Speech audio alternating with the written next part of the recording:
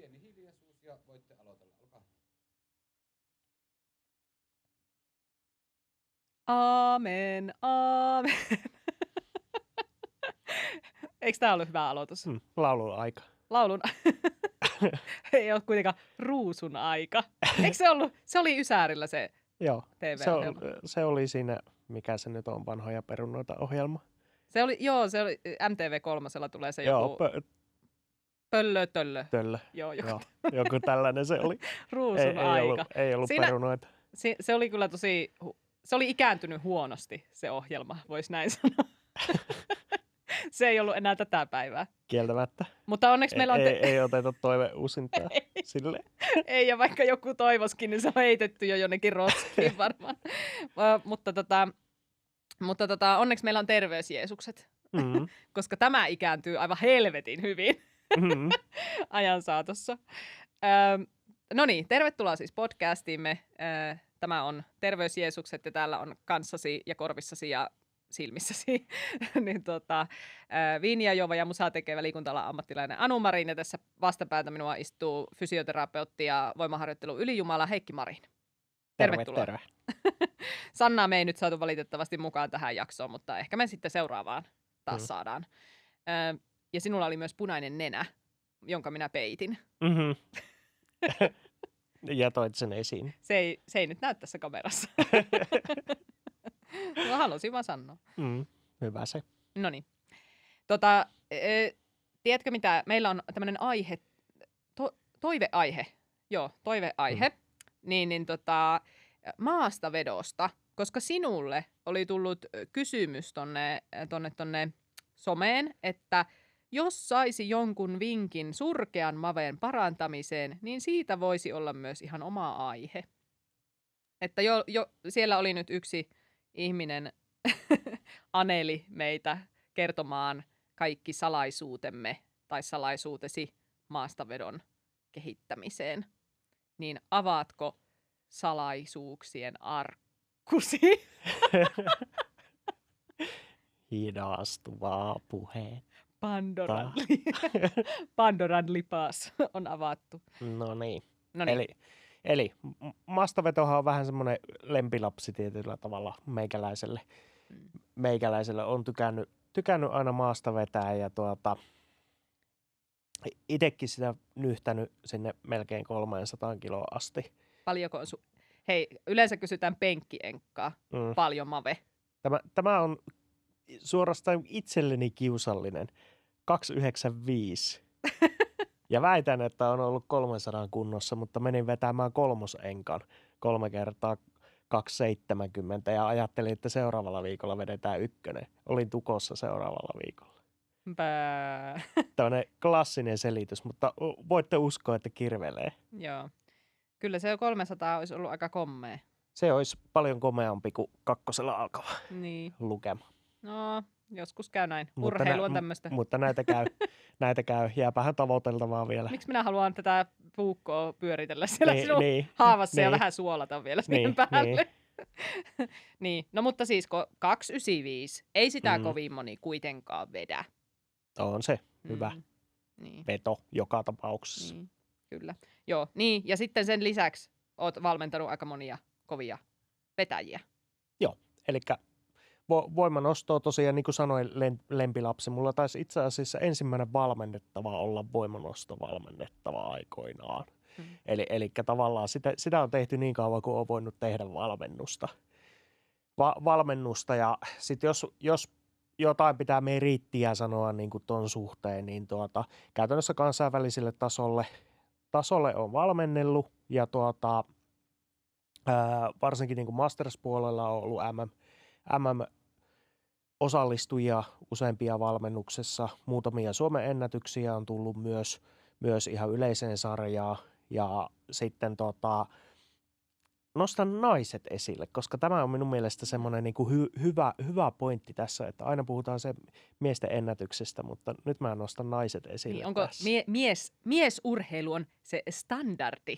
Niin, jostain syystä, jos te katsotte kovia vetoja esimerkiksi, mitä mainostetaan, niin ne on aina, että joku on vetänyt 400 joku on vetänyt 450. joku, ja se joku ja on se joku on mies, mies. kun puhutaan 400. niin, joo. Naisista tosiaan niin valmennuksessa niin ollaan yli 10 hengelle ollaan reenattu yli 150 vetoja. Useimmalle ollaan reenattu myös yli 180 vetoja ja 200kin on rikottu. Eli niin kuin naisilla aletaan puhua semmoisesta ihan Niin, kyllä. savolaisten ihan hyvää vetoa. niin, kyllä, just näin. Se on aina, täytyy muistaa sanoa valmennettaville, että kun me sanotaan, että vedit ihan hyvin, niin se tarkoittaa, että vedit hyvin. Siis koska se ihan tulee sieltä aika helposti. Ja siitä saattaa tulla vääriä käsityksiä. Ja tämä on semmoinen, kun on muuttanut tänne Etelä-Suomeen Savon suunnalta, niin savolaisille se on ihan selvää, että jos se on kehu, kun niin, sä sanot, että ihan hyvä. Mutta täällä on joutunut ihan erikseen välillä selittämään sen asian, että älä ota niin vakavasti, että kun vedit uuden ennätyksen ja sitten valmentaja sanoi, se oli ihan hyvä veto. Niin. Älä, se kuulostaa aivan siis hirvittävältä. Just, että mihinkään se ei ole tyytyväinen koskaan. niin. Okei, no mutta jos mennään nyt tähän päivän kysymykseen, että jos nyt jonkun vinkin saisi siihen surkeamaven parantamiseen, niin mistä lähtee kovan maastavedon kehittäminen? Mitä se vaatii? Jos niin kuin lähdetään liikenteeseen siitä, että millä tavalla meikäläinen tekee ja millä tavalla repelillä yleensäkin tehdään asioita, niin kerrotaan vähän siitä kokonaisuudesta. Mä en tykkää suoraan vastata tuohon kysymykseen, koska se vaatisi taustatieton selvittämistä ja niin edelleen, että mitä kannattaisi just siinä hetkessä lähteä tekemään. Mutta miten me tehdään se asia, niin meillähän on vähän poikkeava, ehkä niin kuin poikkeava, jos ajatellaan perinteistä voimanostoa, mitä se on historiallisesti ja mitä niin kuin voimanostovalmennuksella ajatellaan, niin me lähdetään, varsinkin lähtövaihe, niin eroaa aika paljon siitä, että mikä on niin kuin normaalisti totuttua. Ja mehän käytetään esimerkiksi liikemallin progressioita paljon, ja sitten meillä on rakenteellisen tasapainoajattelusta puhutaan, ja tällaisista. Eli me tehdään hirveän paljon muutakin kuin pelkästään penkkimallikyykky, noin niin kuin summattuna. Ja minun ajatus on vähän tällainen, että siinä vaiheessa, kun mennään vetämään sitä perusvariaatiota maastavedosta, niin me periaatteessa osataan vetää maasta. Eli mitä mä haluan rakentaa sinne, niin Lannessaranan liikemekaniikka. Se on mistä me lähdetään. Eli me halutaan rakentaa liikkuvuusominaisuudet riittävälle tasolle, stabiliteetti, eli käytännössä kehon hallinnasta puhutaan, liikemekaniikka hyvälle tasolle, ja puolierot tasata sinne pohjalle ja kaikki edellytykset kuntoon, ennen kuin me lähdetään tekemään varsinaista perusvariaation maastavetoa. Kyllä. Paljonko tämä kestää yleensä aikayksikkönä, saa vähän jotain näppituntumaa, niin sanotaan, että noin puolisen vuotta. Että ollaan niin kuin siinä tilanteessa. Tähän ei tarkoita todellakaan sitä, että meidän maastaveto ei olisi kehittynyt tässä välissä, vaan monesti, vaikka siellä olisi semmoinen ihminen, joka on tehnyt maastavetoa, se tulee valmennukseen, me vähän puretaan sitä osiin, me tehdään kaikkea muuta paitsi maastavetoa, niin se vetää maastavetoa ennätykset saman tien, kun se menee tekemään maastavetoa. Tämä on ehkä niin kuin aika yleinen sellainen ajatus siitä, että voima rakentuu niin kuin spesifisti. Eli jos sä haluat olla hyvä maastavetäjä, niin tee sitä maastavetoa. Ja sitten siitä ehkä pidetään kiinni vähän liiankin tiukasti. Että sitten ajatellaan, että mä en voi ollenkaan olla tekemättä sitä maastavetoa, koska muutenhan se menee tosi huonosti sitten, jos minä en sitä tee. Niin tavallaan meillä se ajatus on ehkä vähän silleen joustavampi. Tai ainakin näin mä sen jotenkin niin kuin ajattelen, että se että sä voit kehittää maastavetoa muillakin tavoilla ja niin kuin, että se pohjan tekeminen esimerkiksi on tosi isossa osassa sitä vahvaa maastavetoa. Et sitten kun se pohja on hyvä, niin siihen aika nopeasti sen jälkeen pystytään niin kuin saamaan kehitystä myös siihen maastavetoonkin. Juuri näin, ja sitten se antaa myös potentiaalia kehittää pidemmälle. Eli monesti maastavetokin on sellainen suorite, että Me päästään aika huonollakin tekniikalla, jos puhutaan miehistä, niin sinne 200 pintaa. Monesti 200-230 se väli on sellainen kriittinen väli, että siinä meidän pitää ruveta osaamaan vetää. Eli sen jälkeen ne pohjaominaisuudet, jos siellä on puutteita, niin ne iskee kovaa vastaan ja se hyytyy se kehitys. Jollain se voi olla 150 se sama raja, jollain se voi tulla, jos siellä on isompia puutteita, niin voi tulla jo 100 se raja.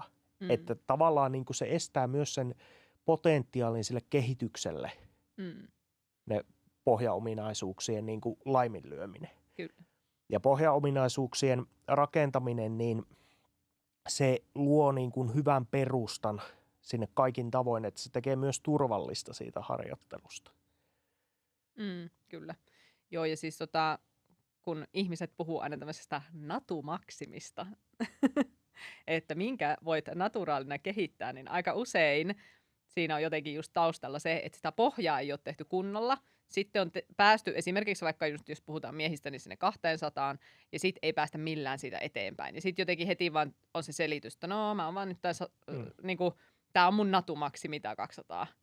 Vaikka todellisuudessa niin kun, siitä päästäisiin yli, jos maltettaisiin tehdä ne pohjat kunnolla. Kyllä. Ja myös siinä vaiheessa, kun se on hyytynyt siihen 200, niin ne pohjat voidaan kyllä rakentaa siinäkin vaiheessa. Niin kuin minä sanoin, niin tämän tyyppisiä valmennettavia tulee. Ja kun me rakennetaan pohjat kuntoon, niin vaikka me ei tehtä sitä perusvariaatiota mavesta, niin se voi olla, että se vetää heti sen ennätyksen jo siinä vaiheessa. Ihana, että mä otin tämmöisen pakkotoistolta tutun termin kuin natumaksimi. Kyllä.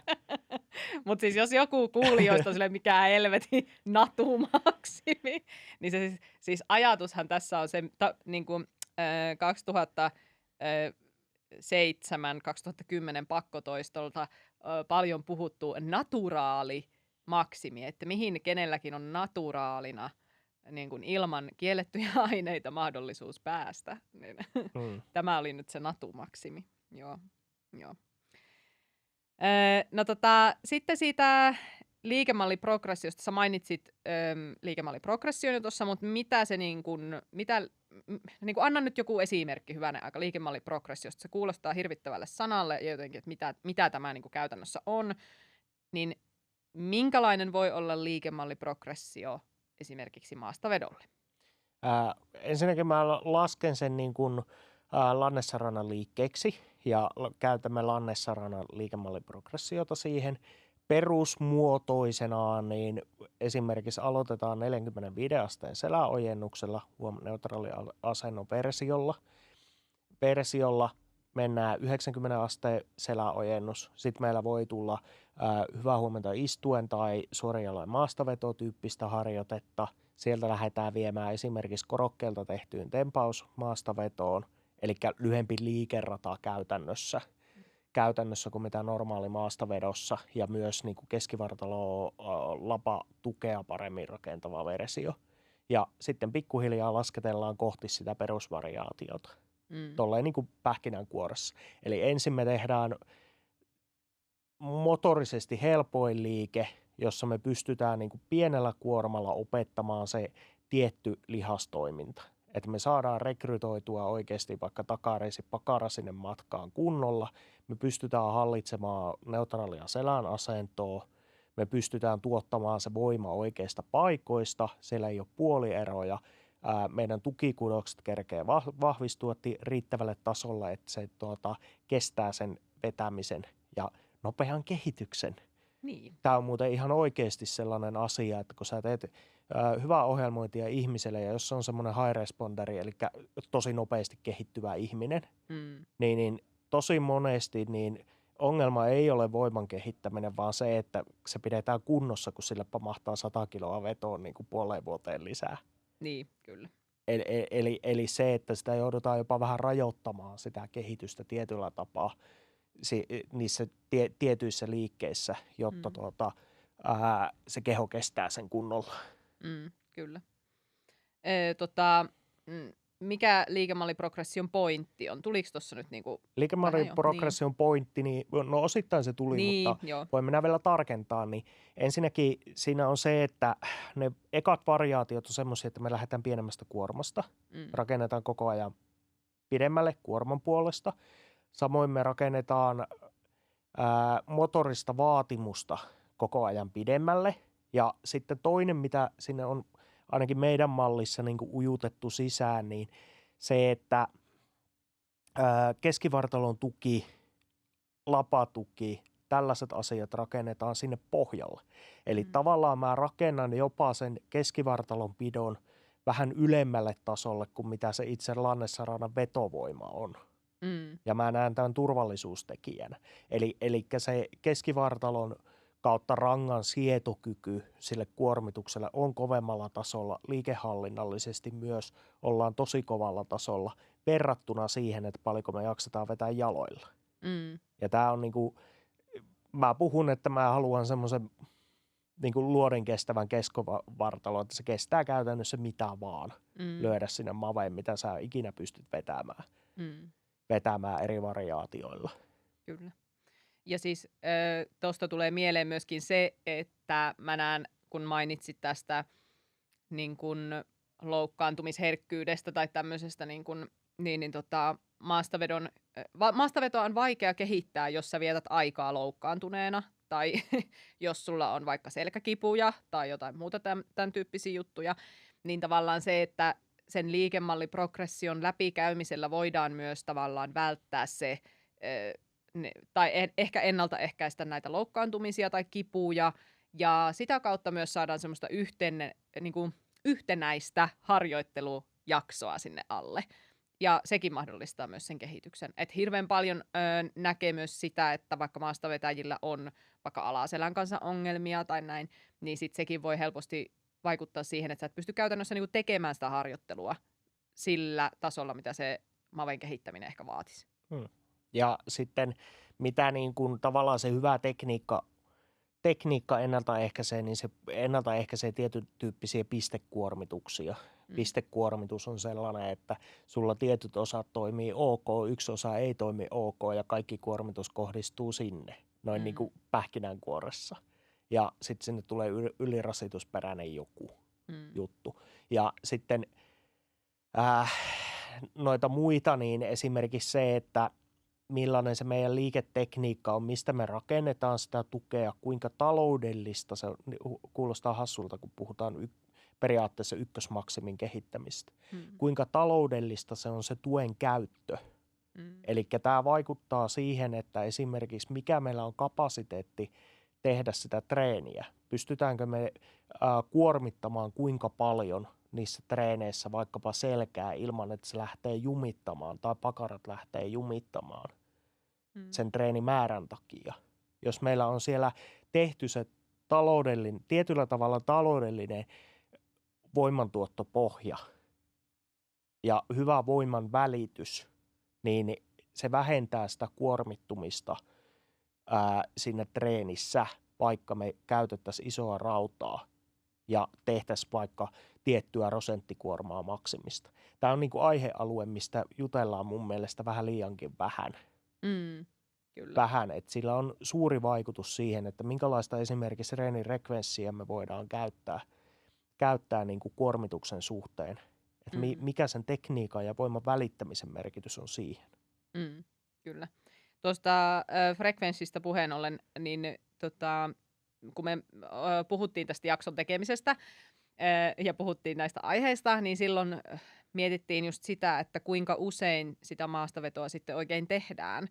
Että sä mainitsit just siitä, että se on tosi yksilöllistä, että toiset kestää tavallaan treenata sitä maastavetoa vaikka niin kuin kerran viikossa ja toiset voi olla, että ne kestää treenata sitä vain joka toinen viikko ja niin edelleen. Niin kertoisitko vähän tästä, että kuinka usein sitä mavea tehdään ja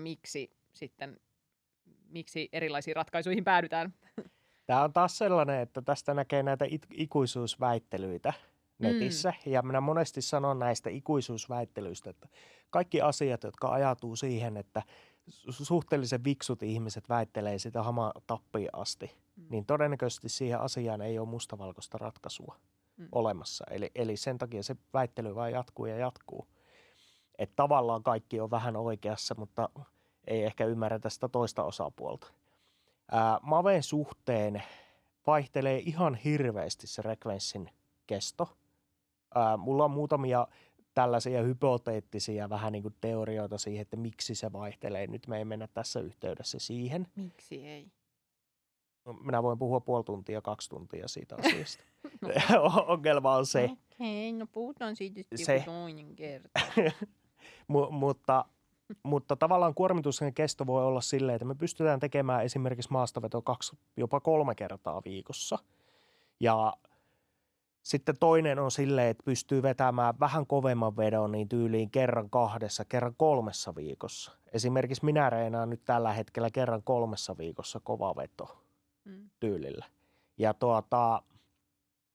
nämä on yksilöllisiä asioita. Ne pitää vaan kokeilla, mikä lähtee toimimaan. Ja tietyllä tavalla se on riippuvainen myös ohjelmatyypistä, ei pelkästään siitä ihmisestä ja hänen ominaisuuksista.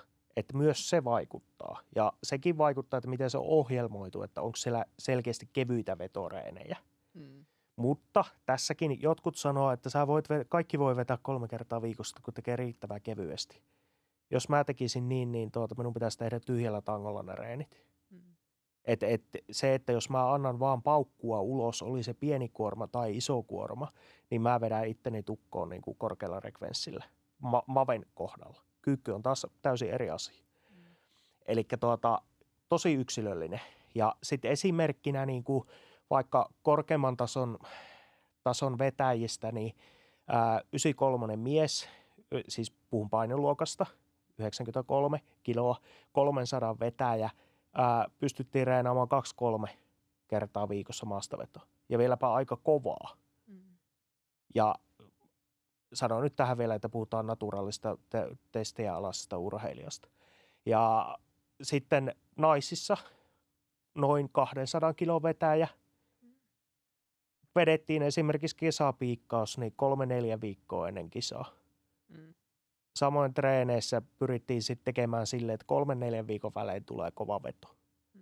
Eli 2 täysin erilaista ääripäätä, molemmat niin kuin painoluokkansa ja niin edelleen, niin Suomen kärkipäätä. Kyllä. Taisi olla itse asiassa toisella oli Suomen ennätys maastavedossa silloin voimassa oleva yleisessä sarjassa ja toisella oli SM-kisojen kovin veto sinä vuonna naisissa. Kyllä, just näin. Mitkä on sitten semmoisia yleisimpiä syitä, miksi maastaveto ei kehity? No, tämähän on sitten sellainen, että tähän on 1000 ja miljoonaa syytä, mutta otetaan tosiaan ne yleisimmät nyt tässä yhteydessä.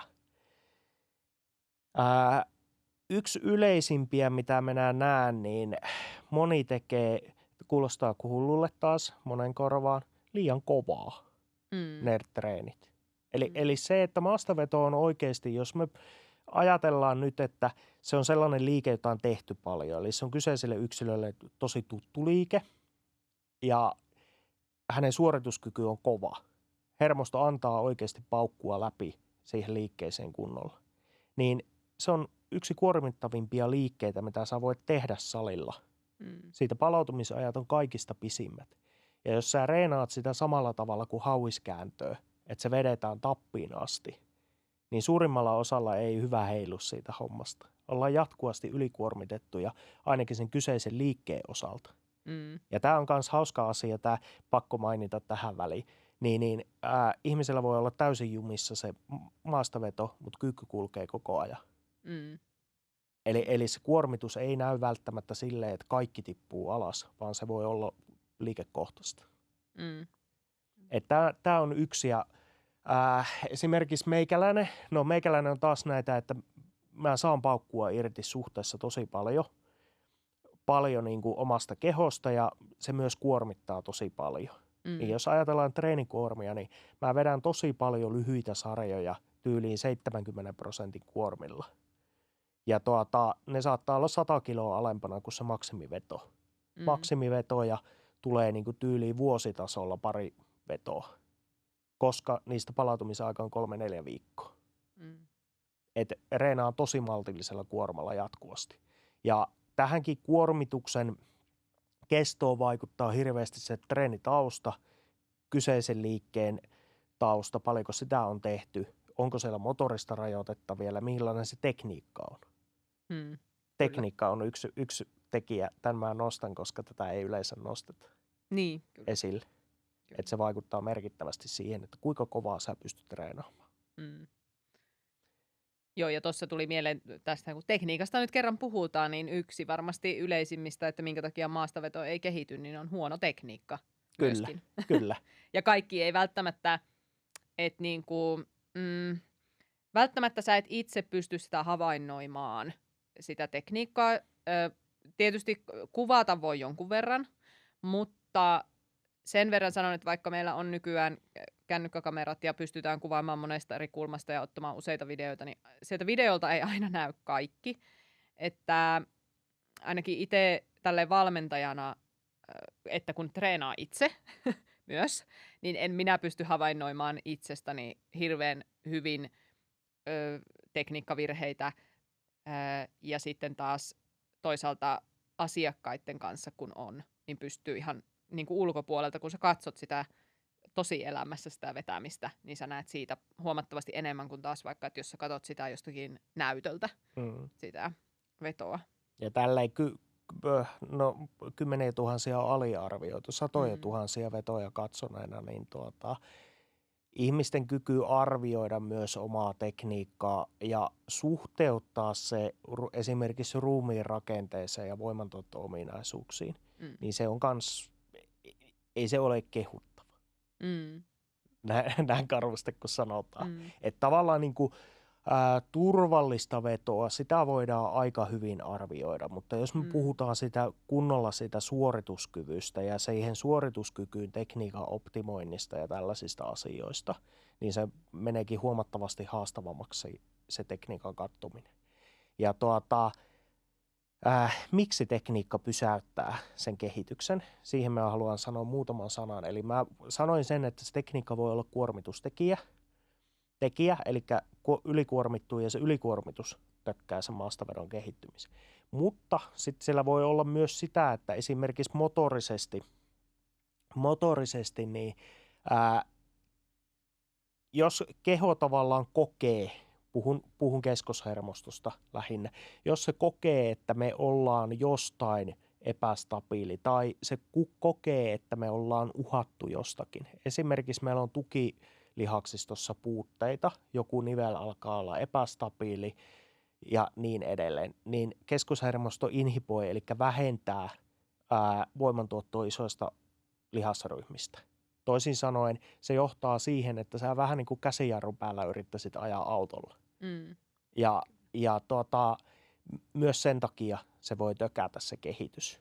Tai sitten se voi olla näin, että esimerkiksi sulla on huono tekniikka, se toimii hirveän hyvin, kun sä teet 5 sarjaa vielä, mutta kun sä lähdet ottamaan sen isomman kuorman, niin se hajoaa aina se lenkki siitä. Ja tätä näkee tosi paljon. Ja tämä niinku rajoittaa sen, että sä et pääse isommalle kuormille, koska se kuorma kumuloi sen ongelman näkyviin niin selvästi, että se tökkää sen kehityksen. Kyllä. Ja tästä nyt lainatakseni Sanna Aroa, joka ei nyt ole paikalla,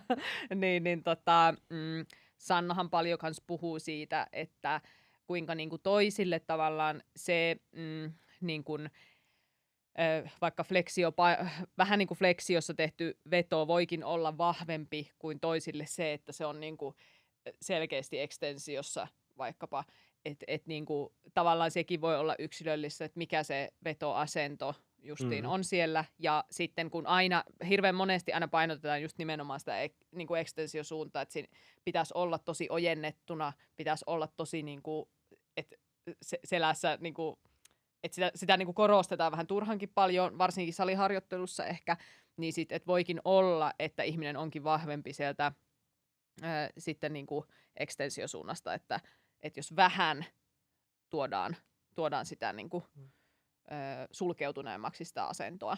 Niin kuin näin. Tässä tullaan just hyvä esimerkki tästä, kun sanoin, että jos me ruvetaan optimoimaan sitä suorituskykyä, todennäköisesti turvallista on vetää ihan kummalla tahansa asennolla. Kyllä. Mutta se, että jos me halutaan optimoida se voimantuotto, niin se vaatii ton tyyppistä ymmärrystä. Niinpä, just näin. Että Sannalle terveisiä. Nyt sinne. Niin, mitä muuta? Sitten monotoninen harjoittelu. No siitä puhuttiin vähän äsken tuossa, kun käytiin läpi näitä liikemalliprogressioita ja sitä, että me lähdetään niin kun tällä Rebelillä liikenteeseen monesti semmosista, että ihmiset ajattelevat, että pitää tehdä maastavetoa, mutta me tehdään ehkä monia muita asioita siinä ohella tai ehkä sitä ennen jopa, niin monotonisesta harjoittelusta noin muutenkin, että ehkä ihmiset niin kuin helposti lukkiutuu johonkin, että tehdään vaan maastavetoa ja tehdään vaan sitä jotain, en mä tiedä, 5 kertaa 5 tai jotain vastaavaa, niin se on varmaan yksi kanssa semmoinen yleinen syy siihen, että ei kehitystä tule. Monotoninen harjoittelu niin kuormituksessa, kaikki ylirasitustilat yleensäkin. Oli ne sellaisia, että yksi paikka kipeytyy tai sitten menee kokonaan tukkoon. Ja samoin se kehitys, niin tosi monesti monotoninen harjoittelu on siellä taustalla. Eli meidän pitäisi saada sinne niitä variaatiomuuttujia paljon. Mä puhun meidän kohdalla paljon variaatioperusteisesta ohjelmoinnista. Me käytetään ehkä variaatiota enemmän kuin keskimääräisesti. Mutta jos me ajatellaan niin kuinka tärkeä variaatioasia on, niin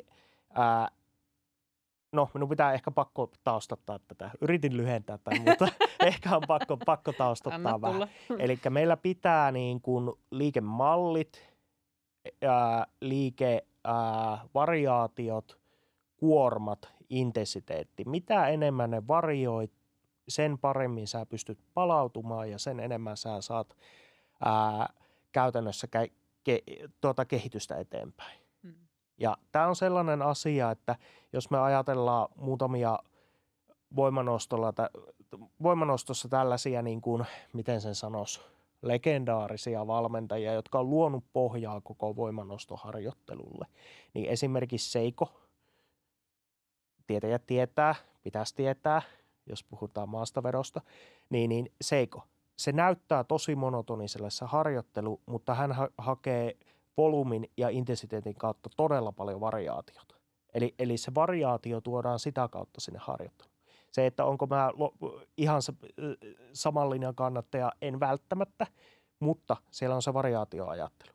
Sitten toinen ääripää, jossa se on ilmeistä se variaatio, niin Westside-tyyppiset treenit, konjugaatiometodi, eli koko ajan vaihtuu se variaatio, mitä me tehdään liikkeen kautta.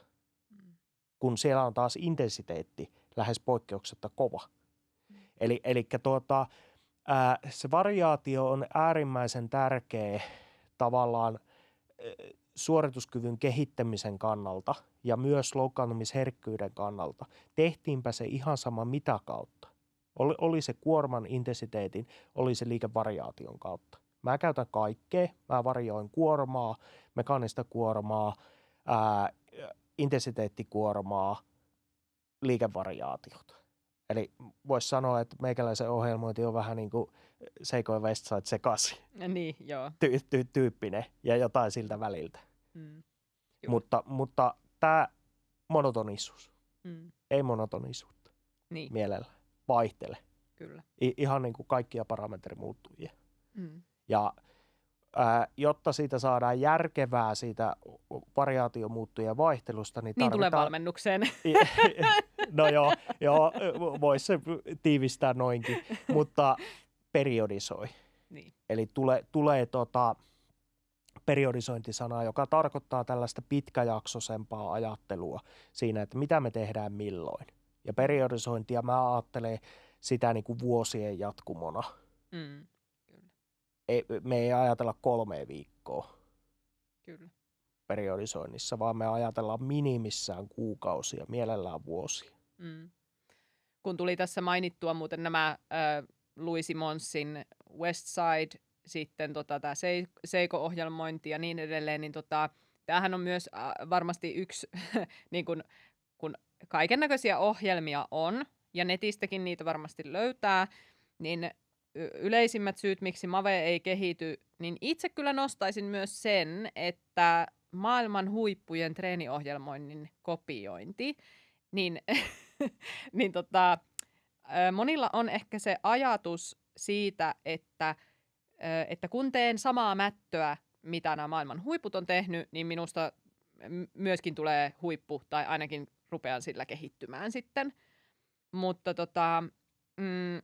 ainahan se ei mene ihan näin, että ainakin itse ajattelen näin, että maailman huiput, niin heillä on poikkeuksellista, ehkä geneettistä lahjakkuutta siihen asiaan, ja siellä voidaan tehdä hyvin monenlaisia ja vähän huonojakin ratkaisuja, ja silti kehitytään, kun taas sitten joku ihminen, kuten vaikka itse, minulla en koe, että olisi minkäännäköisiä geneettisiä etuja puolellani, mitä tulee voimanostoon esimerkiksi.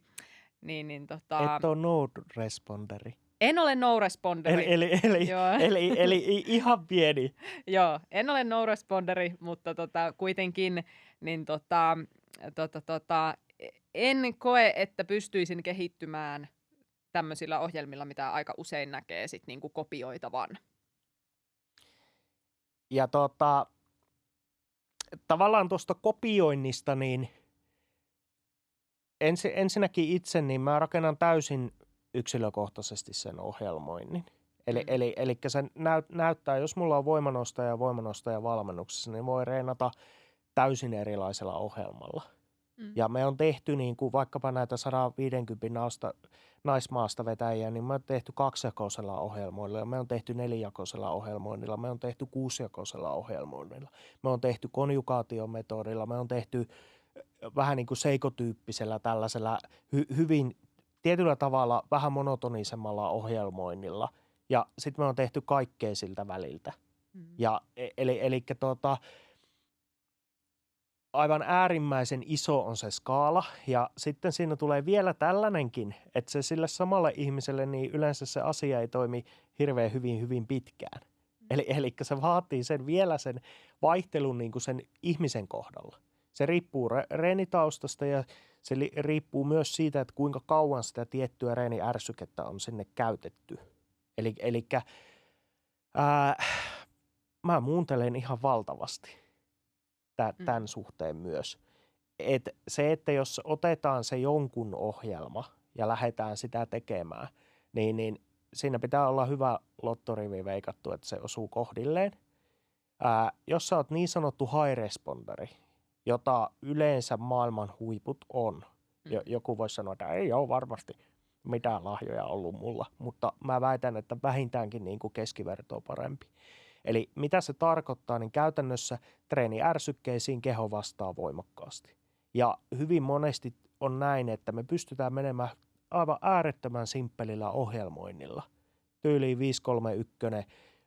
tosi tunnettu ohjelmointi, hirveän simppeli. Siellä on oikeastaan vaan niin kuin kuormaprogressio ja pientä variaatiota niin kuin toistoissa. Ja sitä vaan jauhetaan hamaan tappiin asti ja tulee maailman ennätysmies. Ja näin käy, jos sä oot high responderi. Mä lähtisin jauhaamaan vastaavaa ohjelmointia, niin mä pääsen 3 viikkoa eteenpäin ja se on jumissa. Eli tavallaan niin kuin high responderista ei ole mun mielestä hirveän vaativaa loppuja. Täällä on taas semmoisia kommentteja, että joku vetää herneen nenää, mutta no vetääkö, saatana. High responderista on helppo tehdä todella kova. Ihan sama, missä me puhutaan fyysisessä suoritteessa. Se, että sä teet massana ihmisistä edes silleen niin kuin keskivertoa kovempia maastavetäjiä, se on paljon vaativampi homma. Eli tavallaan niin kuin,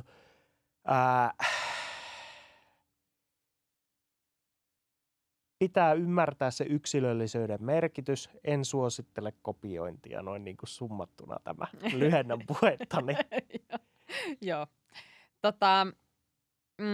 Meillä on tuolla rebellifters.fi meidän nettisivuilla, niin sieltä löytyy sellainen blogipostaus kuin Maastaveto-ohjelma 5 vaihetta, joilla parannat ennätystä. Ja se linkki löytyy sieltä show notesista. Niin siinähän on aika hyvin siinä blogipostauksessa siis näkyvillä ihan, siis siellä on ensinnäkin videot niistä liikkeistä, ja siellä on niin kuin niitä liikevariaatioita, että mistä näkee tavallaan vähän sellaista osviittaa siitä, että minkälaista variaatiota niissä voisi käyttää niissä liikkeissä. Siellä on myös esimerkkejä erilaisista toistopattereista, minkälaisia voidaan käyttää maastavedon kehittämiseen ja niin edelleen. Että jos kiinnostaa niin kun itse kokeilla tämmöistä itsenäisesti, niin sieltä löytyy sieltä meidän nettisivuilta tämä blogipostaus, ja se on meidän yksi luentuimpia blogipostauksia itse asiassa myöskin. Ja sillä pääsee aika hyvin, niin kuin, siinähän ei ole kuin yksi tavalla pillin läpi katsottu esimerkki Kyllä. variaatioperusteisesta ohjelmoinnista, mutta siinä saadaan vähän kiinni ehkä siitä langasta, että mikä on tavallaan, kun minä puhun tästä variaatioperusteisesta ohjelmoista, variaatioperusteista on periaatteessa ihan kaikki ohjelmointi, mutta se, että mitä mä tarkoitan niin kuin omalla kohdallani siitä, sillä termillä, niin se postaus avaa hitusen verran sitä. Niinpä, just näin. Ja siellä on hyvin selitetty auki myös niitä asioita, että ilman muuta kannattaa se tsekata. Ja sitten myöskin se, että jos valmennukset kiinnostaa tai niihin on mahdollisuus lähteä, niin kannattaa sitten ottaa yhteyttä sieltä Rebel Liftersin sivujen kautta löytyy myöskin yhteydenotto, että miten pääsee meille, Heikille tai meille valmennukseen myös kehittämään maastavetoa. Ja sitten tietysti ammattilaiset. Meillä on itse asiassa Niin, siihenkin tarpeeseen löytyy lisää, että jos kiinnostus heräsi niin kuin tämän jakson kautta, niin meidän nettisivuilta löytyy koulutuksia myynnissä. Niinpä. Ja nyt itse asiassa syksyllä on tulossa syyskuun loppupuolella yksi treeniohjelmointiin keskittyvä koulutus, missä sinä olet kouluttamassa sitten tätä treeniohjelmointia ja periodisointia. Niin se löytyy ihan treeniohjelmointi ja periodisointikoulutus sieltä. Niin ei ole yritetty vääntää vaikeiksi. Ei ole. Nyt ei ole Asiaa. mikään strength and conditioning coaching, mikään juttu, vaan ihan treeniohjelmointi ja periodisointikoulutus. Niin siihen kannattaa kyllä tulla mukaan. Se on semmoinen viikonlopun mittainen kokonaisuus. Joo, mutta olisiko kuule siinä? Toivottavasti tämä ihminen, joka nyt surkean maastavedon, tai puhui omasta maastavedostaan, että se on surkea, niin toivottavasti tästä nyt tuli jotain vastauksia kysymyksiin. Ja Vastaan siihen yhdellä lauseella. Tee jotakin toisin. niin, joo, se on tärkeää. Kyllä. Se on tärkeää. Juuri näin. Se on varmasti toimiva tässä tapauksessa. Niin, kyllä, näinpä. Ja kiitoksia jälleen Stremialle näistä loistavista tiloista. Me ollaan täällä tämän koko kausi. niin, kiitoksia näistä. Ja me palaillaan sitten seuraavien jaksojen merkeissä, eli moikka moi! Moikka!